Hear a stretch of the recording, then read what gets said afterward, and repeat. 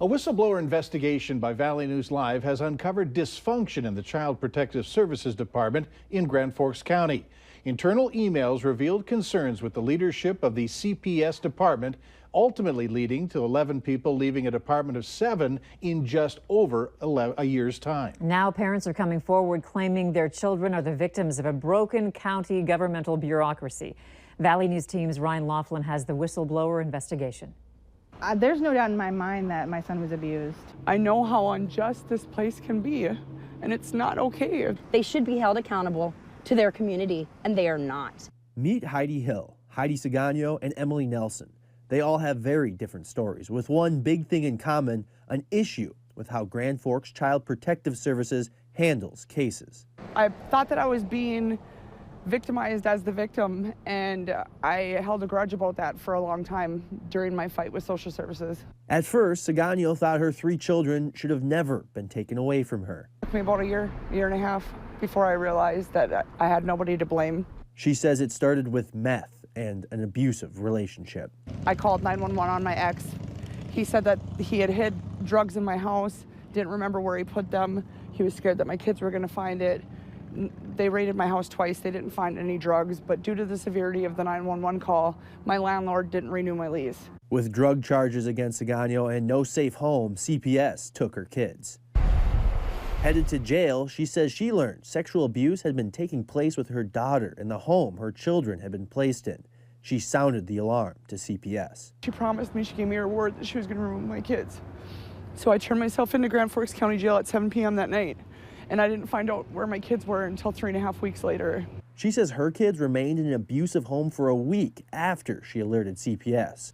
Another issue she had with the CPS department is how she learned her kids were going to be adopted by another family. I found out that my kids weren't coming home to me via Facebook.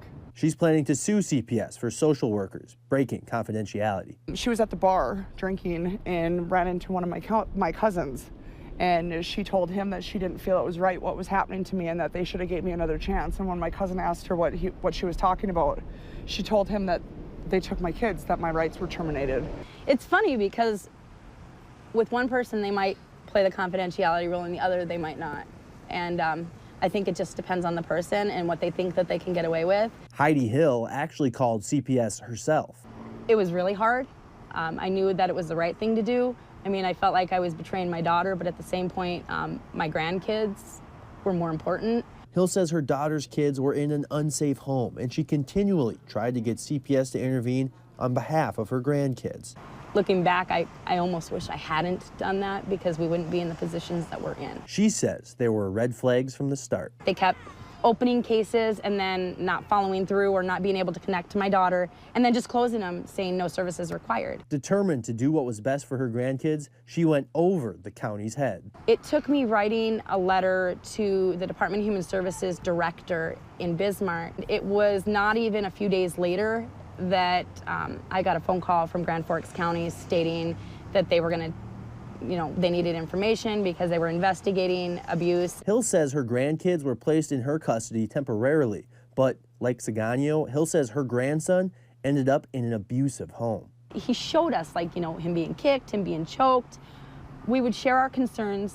I did a 960 report and sent it to the CPS supervisor, and no one ever contacted me. And then I did like 3 of them.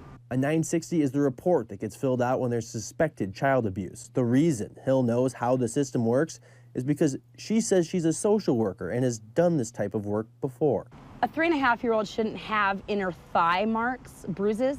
I mean, I took pictures of this, and we recorded what he said on why he got them. It was because he had pooped in his pants. That's why he has ankle braces, is because every time he would have an accident, he would be abused. She says after months of fighting for her grandson, she and her husband were finally granted temporary custody. But now she says CPS is harassing her. They're jerking me around every chance they get. She says CPS has demanded numerous drug tests from her, which are completely warrantless. And she suspects the department is abusing their power because she went over their head to begin with. Today, for example, she had to drive down to Fargo for a hair follicle drug test. I'm not a criminal. I don't have a CPS case. I had to drive from Grand Forks, forget everything that I was doing today in order to come here to do this test to prove, which I don't know why I need to prove, but to prove that I'm not this person that they think they are. And I think what bothers me the most is that I'm a social worker and my integrity is at stake here. Stay tuned. After the break, one of the social workers inside the department is blowing the whistle on what was going on inside Child Protective Services. I believe that there are kids that are falling in between the cracks with the way that the department is.